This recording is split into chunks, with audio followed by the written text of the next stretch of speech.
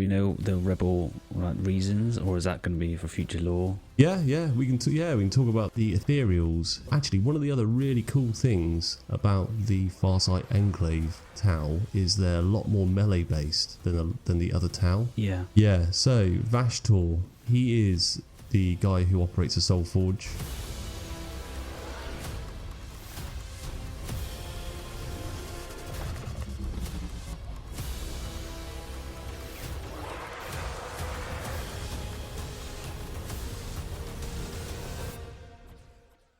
Hello and welcome to the Warp Source News. I'm Gus. And I'm Shaun. We're going to go through some Games Workshop news. So we have a few things on the agenda today, but what are we going to start with? Well, there's two new models that are being released very soon, Gus, as part of Boarding Patrol. There's Commander Farsight and there's Boss Sniggerot. So we'll start with Farsight. I'm just going to ping you over a link right now so you can take a look at these models. It's a Tau model, Gus. How do you feel about Tau models? So I don't know whether it's just because I'm getting older, but originally Tau, not my bag, the manga style per se. But the more I look at all these new types of models, the details, I like it, Is it my choice of next army? Probably not. But I do like reading about the battle suits, and this one is quite nice. It says comes with a new AI dubbed Supernova. That is pretty cool. Yeah, I'm similar. I've never been that bothered about the Tau. But do you know much about this Commander Farsight fellow? No, it's the first time I'm reading about it. Yeah, so, I've not kept up on loads of Tau lore over the years. I've been more interested in other areas, but a little look into this Commander Farsight guy, and actually he's a bit of a rebel. So maybe he would sway us to more of a Tau type thinking for the greater good. Do we know the rebel reasons, or is that going to be for future lore? Yeah, we can talk about there's the ethereals who are part of the Tau is split up into different caste systems, and each of the castes do different things. So the fire caste, for example, which Farsight is part of, they're the warrior caste, and the ethereals are more like the ruling caste. Commander Farsight, he was sent off to go and defeat some orcs and other incursions into Tau space, and also run a bit of an expansionary type campaign against the Imperium and others. And it turns out that he realizes that the ethereals aren't all they're cracked up to be. So he decides to create his own enclave called the Farsight Enclave. Very much similar to Catan and Necrons, where they decided to turn on their own kind of styly. I see in this picture they're going up against the orcs. Is that a standard arch enemy of Tau? Not an arch enemy. Orcs are just everywhere. But Commander Farsight, he's pretty good at killing orcs these days, just because he's fought them so much. And actually, here's one for you. You see that sword he's got in that model? Mm-hmm. Yeah. So that's a very special sword, apparently. So a Tau usually lives between 30 to 40 years. Commander Farsight is around 300 years old. Wow. He's got some... Is that in dog years? Is that how it worked, is it? No. Well, I don't know how they're doing the years, but it's because of the sword. So apparently, I don't know where he's got this sword from, or if it's actually in the lore, it tells you where the sword's from, but apparently it's got some sort of necrotic leeching ability, so it takes life from the things that he kills. And one of the other really cool things about the Farsight Enclave Tau is they're a lot more melee based than the other Tau. Yeah, I could see where that big giant sword you'd want to lead with that. Yeah, but it does look like he's skipped leg day.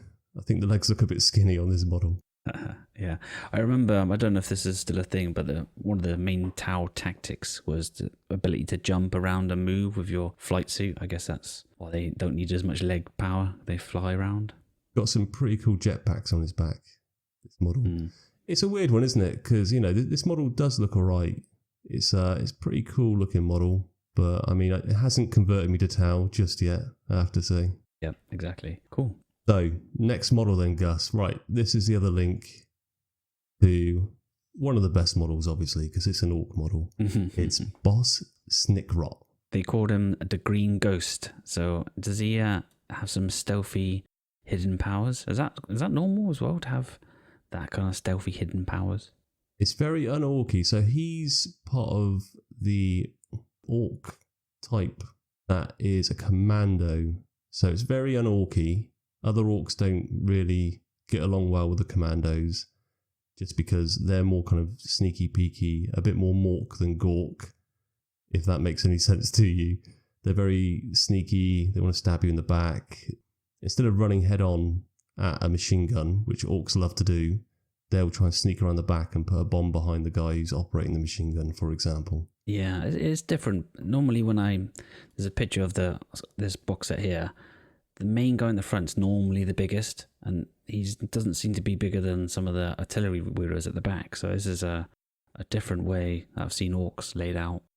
It is very different. And actually, so Snigrot in particular, he's, like you say, he's the ghost or the green ghost, and he's knocking about on Armageddon, which is a big planet for the orcs in recent history, because that's where Gasgolfracker likes to go and attack.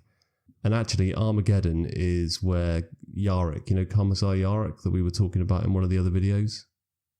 So that Gasgolfracker's kind of nemesis, in a way, Commissar Yarrick, he's from Armageddon. He defended Armageddon for a long time against the orcs. Yeah, the green ghost, which Snigrot's known as, he haunts people's dreams because they never know when he's going to turn up and, kill them very quietly, which is very unorky. Definitely. I'd be interested to see what kind of special rules he has. Yeah, I don't know. I mean, I've never collected commandos. I'm a very orky type player, not very unorky type player. I'm also not a very tactically sound player, I guess. So I've never actually ran commandos, but they're interesting in their own way. And actually, the models do look cool. I like the way in which they've got like pouts and stuff on them.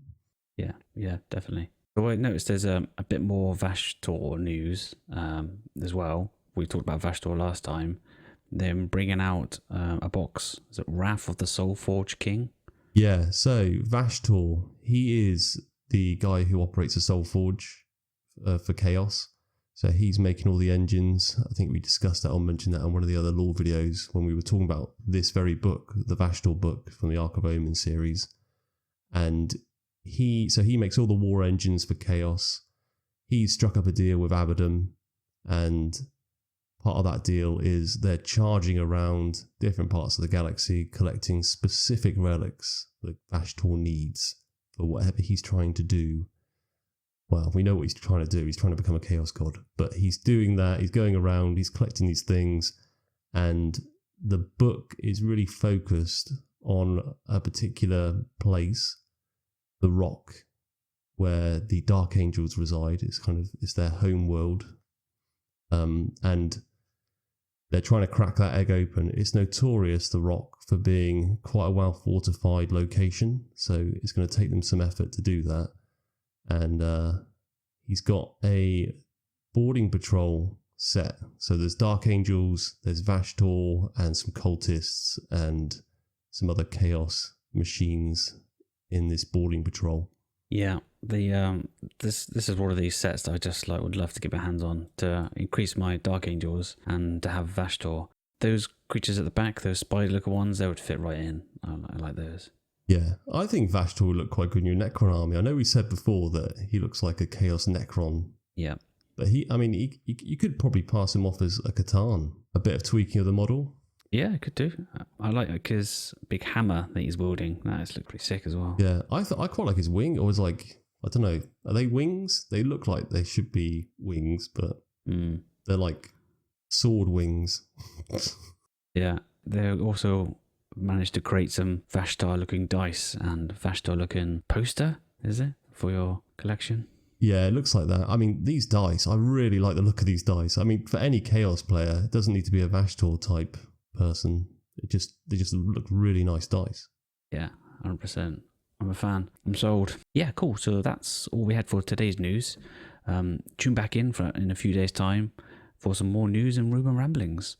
If you liked it, hit like. And if you really liked it, hit subscribe. And you know what I'm going to say? The ring-a-ding-ding. Hit that bell.